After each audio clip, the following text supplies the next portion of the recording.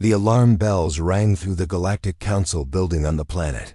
Centauri Prime. Ambassador Zethkari ran through the long hallways, his blue skin pale with fear. His hands shook as he held the emergency message from his home planet. The words on the screen made his blood run cold. The Lara Prime was under attack. The Kreks were coming. Zethkari burst into the main council chamber, where hundreds of alien leaders sat in their floating chairs. The room was huge, with a dome ceiling that showed the stars above. Representatives from 50 different worlds looked at him with surprise. They had never seen the calm Villanian diplomat look so scared. "Emergency session," Zethkari called out, his voice breaking. "My people are dying. The Kreks Dominion has begun their final attack on our worlds." The chamber fell silent. Everyone knew about the Kreks. They were the nightmare that haunted the peaceful galaxy. Giant insect-like creatures with black armor and red eyes. They lived only to conquer and destroy. For years, they had been slowly moving toward the core worlds, wiping out entire planets. Elder Nithara, the oldest member of the council, floated forward in her chair. Her silver hair moved like water on her face. "Show us the reports, Ambassador." The main screen lit up with images that made many delegates cover their eyes. Burning cities. Ships falling from the sky like rain. Families running through streets as giant Kreks warriors chased them with energy weapons. The sound of screaming came through the speakers. "They hit us 3 days ago," Zethkari said, tears running down his face. 17 colonies. All at once. Our defense fleets tried to fight back, but the Krek ships are too strong. Too many. We lost half our forces in the first 6 hours. A delegate from the Zephyrian world stood up. His people were known for being smart and careful. "What about the peace treaty? Did you try to negotiate?" Zethkari laughed, but it was not a happy sound. The Kreks do not negotiate. They do not take prisoners. They do not show mercy. They kill everything that lives and take what they want. Look at what happened to the Karani system last year. Nothing left but empty planets and bones. More images flashed on the screen. The Karani had been a race of peaceful farmers. Their worlds had been green and beautiful, full of life. Now they were gray rocks floating in space. Not a single Karani had survived. "We need help," Zethkari continued. "Not peacekeepers, not diplomats. We need real warriors. Fighters who know how to kill and are not afraid to do it." The council members looked at each other with worry. Most of the galaxy had moved past war thousands of years ago. Their people were scientists, artists, traders, and teachers. They had small police forces and border patrol ships, but nothing that could fight the Kreks war machine. Counselor Vexton from the Trading Federation spoke up. "We have tried to build up our military forces, but our people do not think like soldiers. We make weapons, but we do not know how to use them in real battle." "The same problem affects all of us," added another delegate. "Our citizens run from danger instead of toward it. They think of peaceful solutions when they should be thinking of ways to destroy the enemy. We are not built for war." Elder Nithara was quiet for a long time. Her ancient eyes looked thoughtful. The whole chamber waited for her to speak. She was the wisest among them and had lived through more history than anyone else. "There may be one option," she said slowly, "though it frightens me to even suggest it." "What option?" Zethkari asked quickly. "The humans of Earth." A wave of nervous sounds went through the chamber. Everyone had heard of humans, but most knew very little about them. They were a young race that had only joined the galactic community 50 years ago. They seemed friendly enough and were good at trading and exploring, but there were strange stories about them. "The humans?" Counselor Vexton looked confused. "They are just explorers and merchants. What makes you think they could help us fight the Kreks?" Elder Nithara pulled up files on her control panel. Earth appeared on the main screen. It looked like a beautiful blue and green world, but the data beside it made several delegates gasp. Earth is classified as a Class 12 death world, she explained. Do you understand what that means? Most of our worlds are Class 1 or Class 2. Safe, peaceful. Earth is one of the most dangerous planets we have ever studied. The screen showed information about Earth's environment, massive storms that could destroy cities, earthquakes that split the ground open, volcanoes that threw fire into the sky, creatures that could kill with poison, claws, or teeth, diseases that spread through the air, temperature changes that could freeze or cook a person in hours. Their entire species evolved by fighting to survive every single day, Nithara continued. While our ancestors learned to grow food and build cities, humans learned to hunt, to fight, to kill, or be killed. They never had a choice. But they seem so normal when we meet them, another delegate said. They are polite and friendly. Yes, because they choose to be. But that choice comes from incredible self-control. Do you know what humans do for fun? They jump out of flying machines with cloth wings. They climb tall mountains in ice storms. They race machines at deadly speeds. They practice fighting each other with weapons as a sport. More information appeared on the screen. Videos of humans doing activities that made the alien delegates feel sick. Base jumping, mountain climbing, motorcycle racing, boxing, mixed martial arts. Things that any sane species would avoid. They also keep predators as pets, Nithara added. Creatures with sharp teeth that could kill them. They call them dogs and cats and treat them like family members. They form emotional bonds with animals. That evolved to hunt. Counselor Vik Stin was shaking his head. This makes them sound like monsters. No, Elder Nithara said firmly. It makes them survivors. And perhaps the only people in the galaxy who might be able to fight the Kreks and win. Zethkari stepped forward. His fear was being replaced by hope. Are you saying they would help us? These humans? From what I know of their nature, they probably would. Humans have a strange habit of protecting others, even strangers. They seem to think it is their duty to help those who cannot help themselves. The chamber buzzed with worried conversation. The idea of asking the humans for help scared many of the delegates, but the idea of letting the Kreks win scared them. More. We should vote, Elder Nithara announced. All in favor of sending a message to Earth, asking for their military assistance. One by one, hands and tentacles and wings were raised around the chamber. The vote was not unanimous, but it was clear. The galaxy was desperate enough to ask the Deathworlders for help. Send the message immediately, Zethkari said. Tell them. Millions will die if they do not come. Tell them we need their warriors. As the council session ended, none of them knew they had just made a decision that would change the galaxy forever. They were about to learn what happened when you asked Earth's children to come and play the galaxy's deadliest game. The alien message arrived at Earth's Deep Space Communications Center at 3 in the morning. Lieutenant Danny Walsh was drinking his 5th cup of coffee when the computer started beeping like crazy. The signal was coming from deep space, using the official Galactic Council frequency. Danny had been working the night shift for 2 years, but he had never seen anything like this. The message was marked as Priority Alpha Emergency. He called his supervisor right away. Within 30 minutes, the message was on its way to the Pentagon. By sunrise, it was sitting on President Harrison's desk in the Oval Office. The president read it 3 times before he believed what he was seeing. They want our military? President Harrison asked Admiral Kate Rodriguez, who had rushed to the White House. Not our diplomats or our scientists. Our soldiers? Admiral Rodriguez was a tough woman who had spent 30 years in the Navy. She had gray hair and scars on her hands from her years on ships. The message is very clear, Mr. President. They are facing complete destruction from this Krek species. They need warriors, not peacekeepers.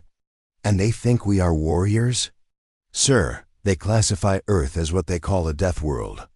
They seem to understand that our people evolved differently than theirs. We grew up fighting to survive. President Harrison looked out the window at the peaceful city of Washington. People were walking to work, children were going to school, everyone looked normal and safe. It was hard to believe that aliens saw humans as dangerous. What do we know about these creks? The president asked. General Paul Carter, the chairman of the Joint Chiefs, opened a file folder. Based on the information they sent us, the creks are a military society. They live only to conquer other worlds. They have been expanding across the galaxy for decades, wiping out entire civilizations. How many people are we talking about saving? Billions. Sir, the Valenian Republic alone has over 4 billion citizens.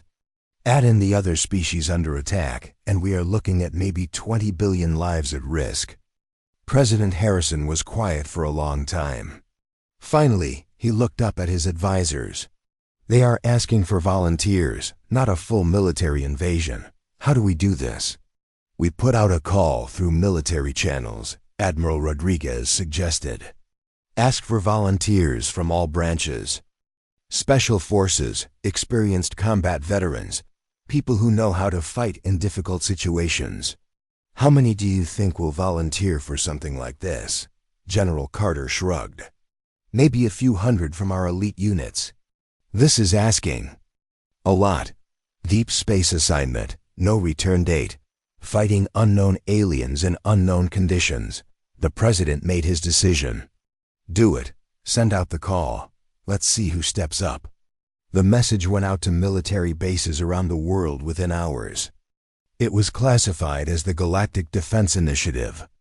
The basic facts were simple.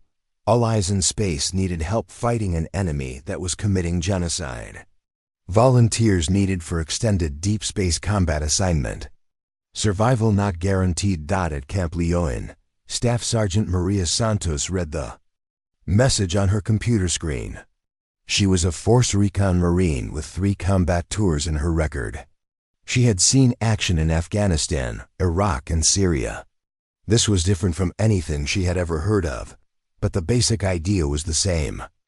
Bad guys were killing innocent people, and someone needed to stop them. Maria printed out the application and filled it out immediately. At Fort Bragg, Captain Jake Mitchell was finishing his morning run when he heard about the alien message.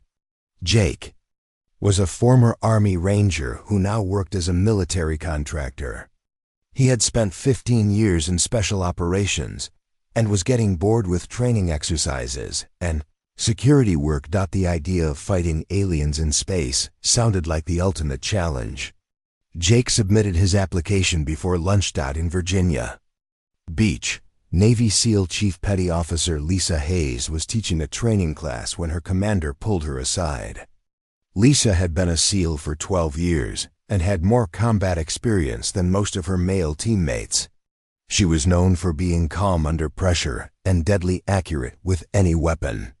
They want our best people, Hayes, her commander said. You interested in saving the galaxy? Lisa smiled. Sounds like a Tuesday to me, sir. At Hurlburt Field, Air Force Combat Controller Tyler Brooks was packing his gear after a training mission when he heard the news. Tyler was an expert at calling in airstrikes and coordinating ground forces with air support. He had served in every major conflict for the past 10 years. Space battles? Tyler asked his buddy. Think they have air support up there? Only one. Way to find out, his friend replied. The applications came in faster than anyone expected. Instead of a few hundred volunteers, the Pentagon received over 50,000 applications in the first week. Every branch of the military was represented.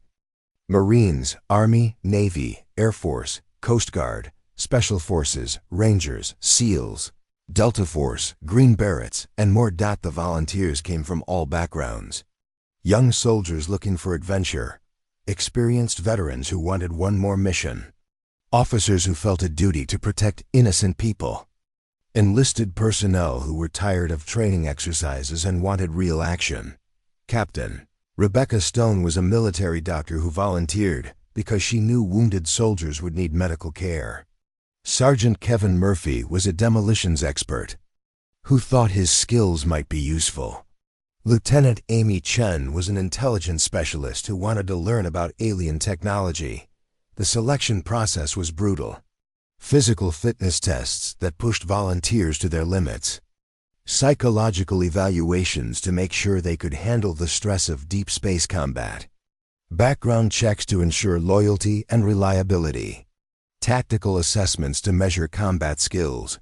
Out of 50,000 applications, only 200 people made it through the selection process. They represented the best of the best from every branch of the military. Men and women who had proven themselves in combat and shown they could adapt to any situation. The selected volunteers were sent to a classified facility in Nevada for special training.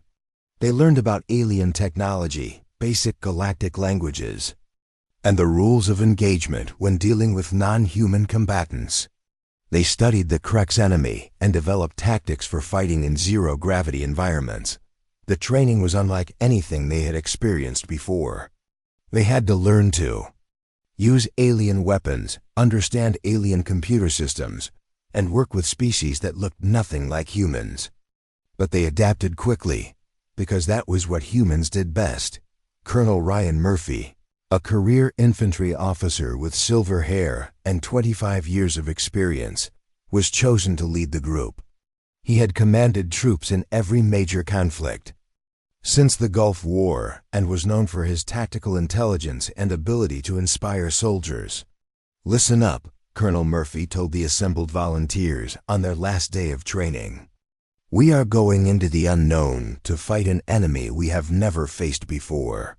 We will be representing not just our military, but our entire species. The aliens asked for warriors, and that is what we are going to give them." The volunteers stood at attention, ready for whatever came next. Remember, we are not just soldiers anymore. We are Earth's ambassadors to the galaxy. We show them what humans are capable of when innocent people need protection. Make your families proud. Make your country proud. Make your species proud. 2 days later, they boarded the UCS Defiance, a converted exploration ship that would take them to alien space. As Earth fell away behind them, none of the volunteers knew they were about to change the galaxy's understanding of what it meant to be human. They were soldiers, and soldiers went where they were needed most. The UCS Defiance dropped out of hyperspace near Velara Prime, the home planet of the Valedian Republic. Colonel Ryan Murphy stood on the bridge looking at the alien world through the main window. It was beautiful, with blue oceans and green continents. But he could see the black smoke rising from burning cities. "Krex attack ships," reported Captain Stone from the sensor station. 12 of them in orbit. They are bombing the surface. "Any sign of Valanian defense forces?" Murphy asked. 3 ships, sir. They are hiding behind the far moon. Looks like they are afraid to engage." Murphy nodded. That was what he expected. The aliens had told them their people were not natural fighters. They built good ships and had advanced technology, but they did not know how to use them in real combat. The Defiance docked at the main orbital station above Velara Prime. When the airlock opened, Colonel Murphy and his team stepped into a world they had only seen in training videos. The station was huge, with corridors that curved up and around like the inside of a giant wheel. Everything was built for people who were much taller than humans. General Quinder was waiting for them. He was 7 feet tall with blue skin and 4 arms. His uniform was covered with medals and ribbons, but his eyes showed fear and desperation. Behind him stood a group of Valanian officers who looked nervous. "Colonel Murphy, General Quinder," said in English, using a translation device around his neck. "We are grateful that you have come to help us. But I must ask, are these your elite warriors? They seem very small." Murphy looked around at his team. Staff Sergeant Santos was checking her rifle. Captain Mitchell was studying the alien computer displays. Chief Hayes was examining the station's defensive systems. They all looked relaxed and confident, like they were on a training exercise instead of in the middle of a war zone. "General, we might be small, but we are efficient," Murphy replied. "Size does not matter in combat. Skill does." Before General Quinder could respond, alarms started ringing throughout the station. A young Valanian officer ran up to them, speaking rapidly in his own language. "What is he saying?" Murphy asked. "Krex forces are attacking mining station Delta 7. General Quinder translated. "It is only 20 minutes away by transport ship. They have taken the main docking bay and are moving through the station." "How many defenders are there?" 200 security officers and 300 civilian workers. The security officers are not trained for combat like this. They usually just handle minor disputes and accidents." Murphy turned to his team. "Santos, take Alpha Squad and get us a transport. Mitchell, I want Beta Squad ready for urban combat. Hayes, your team handles demolitions and technical support. Full combat load, people. This is what we came here for." The humans moved with a speed and purpose that amazed the Valanian officers. Within 5 minutes, they had their gear loaded and were boarding a transport ship. 12 humans were going to help defend a station that was under attack by hundreds of Krex warriors. "Should we send more ships?" General Quinder asked Colonel Murphy. "Not yet. Let us see what we are dealing with first." The transport ship reached Delta 7 in 18 minutes. The mining station was a collection of metal buildings connected by tunnels, floating in space near a large asteroid. Smoke was coming from several sections, and the main docking bay was full of Krex attack craft. "Standard assault pattern?" Staff Sergeant Santos asked over the radio. "Negative," Murphy replied. "We go in quiet." "Hayes, can you get us into the maintenance shafts?" Chief Hayes studied the station's computer files. "There is a service entrance on the bottom level. Maintenance tunnels run through the whole station.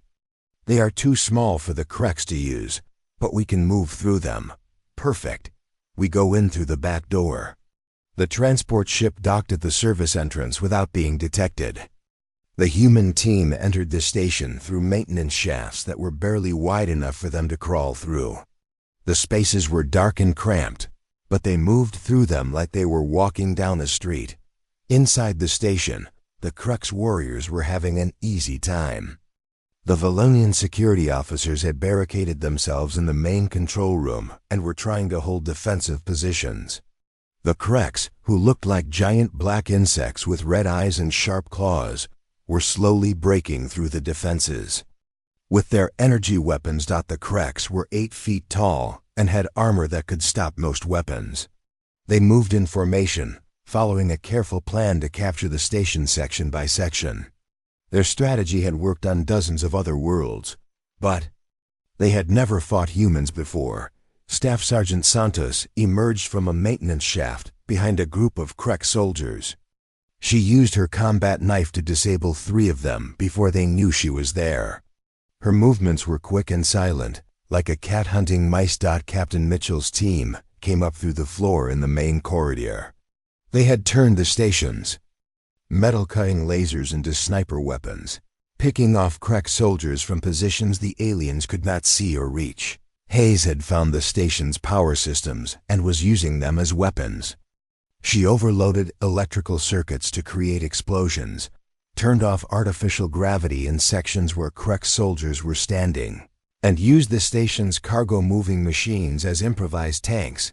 The Krex had never faced an enemy that fought like this. Their battle plans assumed the defenders would stay in fixed positions and try to hold territory. But the humans were everywhere and nowhere. They appeared from vents, disappeared into walls, and attacked from directions that should have been impossible. Contact rear, contact left, contact above. Krex soldiers reported over their radios, but their commanders could not understand how the enemy was moving through the station so quickly. Tyler Brooks had taken control of the station's communication system. He was listening to Krek's radio traffic and coordinating human movements to stay one step ahead of the enemy. "Mitchell, you have 6 Kreks moving toward your position through Corridor C7, Brooks reported. "Copy that. Hayes, can you cut the lights in C7? "Already done. Also cutting artificial gravity in 3, 2, 1. The Krek soldiers found themselves floating in complete darkness while human soldiers with night vision equipment attacked them from multiple directions. It was like fighting ghosts. Within 2 hours, the mining station was secure. The Krek strike force of 800 soldiers had been eliminated by 30 humans working with 200 Valanian defenders.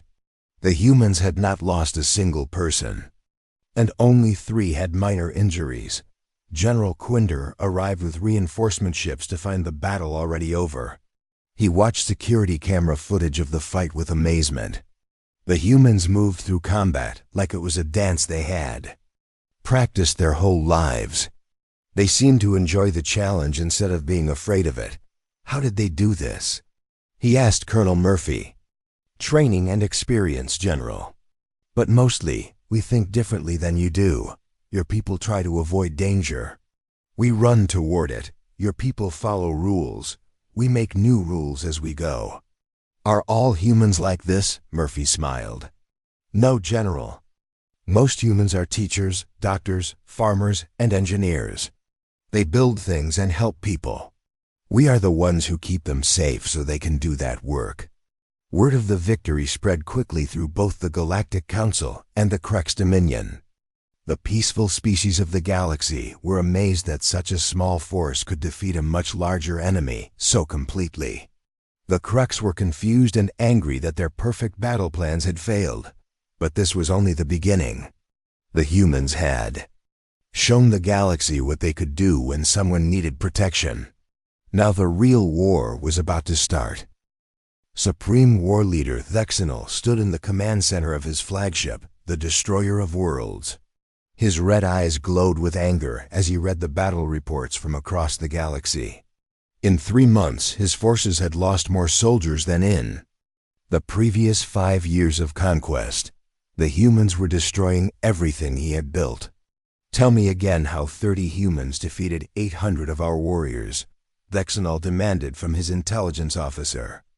"They did not fight like any species we have encountered before, Supreme Leader.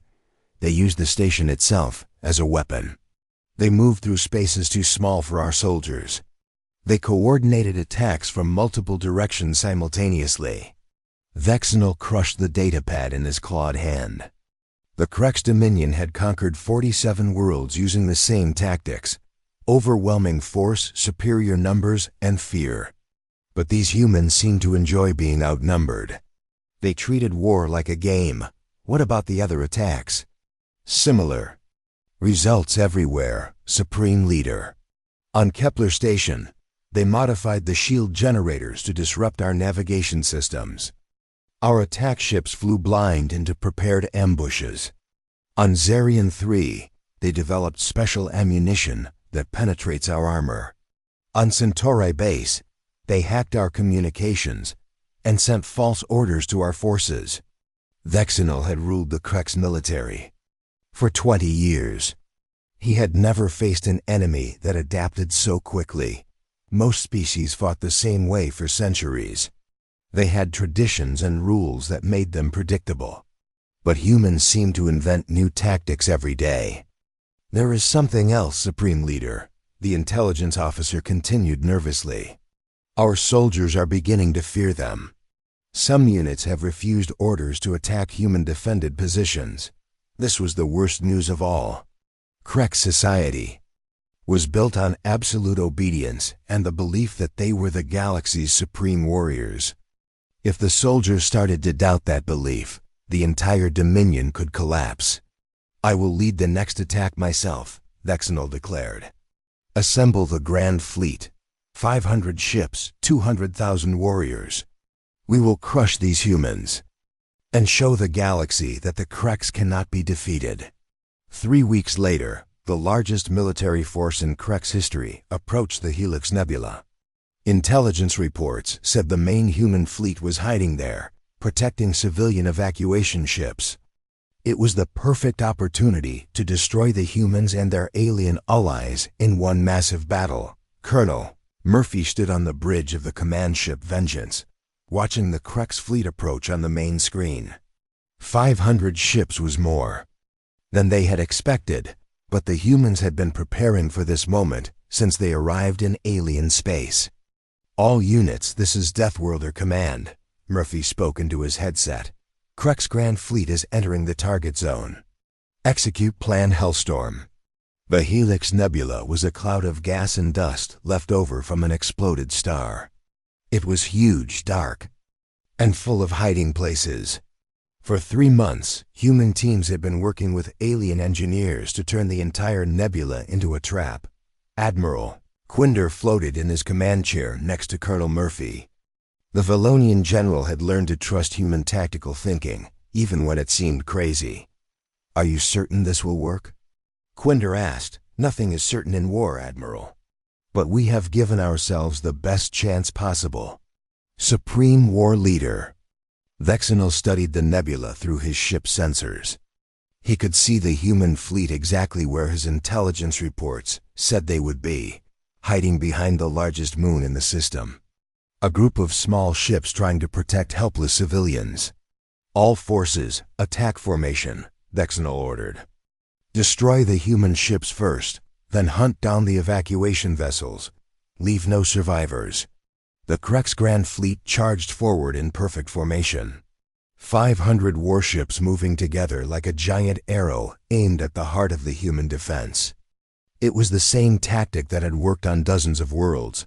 But as they entered the nebula, things began to go wrong. The first mines exploded when the lead ships were halfway through the gas cloud.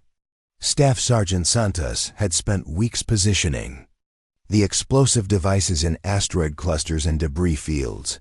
The mines were small and hard to detect, but they were placed with mathematical precision. "Contact front, multiple explosions," Krex ship commanders reported. "Continue the attack," Vexenal ordered. A few mines cannot stop the Grand Fleet. Then the hidden ships attacked. Captain Mitchell had convinced the alien engineers to build ships that could hide inside the nebula's gas clouds. They were covered with special materials that made them invisible to Krex sensors.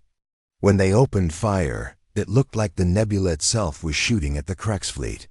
"Contact bearing 270, elevation 15, Tyler Brooks reported. From his coordination post, "Multiple targets in the canyon. Light them up." Chief Hayes had positioned railguns inside hollowed-out asteroids.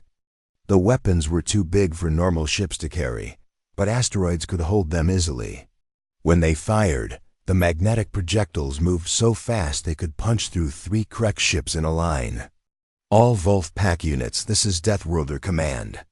Colonel Murphy spoke calmly over the radio. "Execute flanking maneuver Delta. Repeat, execute flanking maneuver Delta." The human ships moved through the nebula like fish swimming through water. They appeared from gas clouds, fired their weapons, and disappeared again before the Krex could return fire. The aliens had never seen anything like it, but the most devastating attack came from Corporal Amy Chun. She had been studying Krex communication systems for months and learned how their command structure worked. All Krex soldiers obeyed orders without question, even when the orders were obviously wrong. Working with Valanian computer experts, Chun created fake command signals that sounded like they came from Krex officers. She sent false orders that made Krex ships fly into the railgun positions or turn their weapons on each other.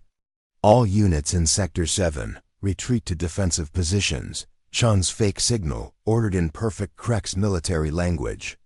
"All units in Sector 12, advance to maximum speed," another false signal commanded. The Krex fleet began to fall apart as units followed contradictory orders. Ships crashed into each other, fired on their own forces, or flew directly into human ambush positions. Supreme War Leader Vexenal watched his perfect battle plan collapse into chaos. His ships were being destroyed by enemies he could not see, following orders he had not given, dying in ways that made no sense. "How are they doing this?" he demanded. "Unknown, Supreme Leader.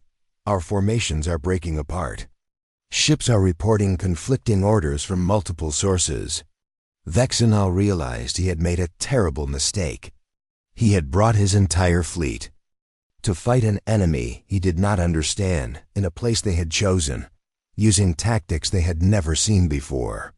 "All ships retreat," he ordered. "Full withdrawal from the nebula."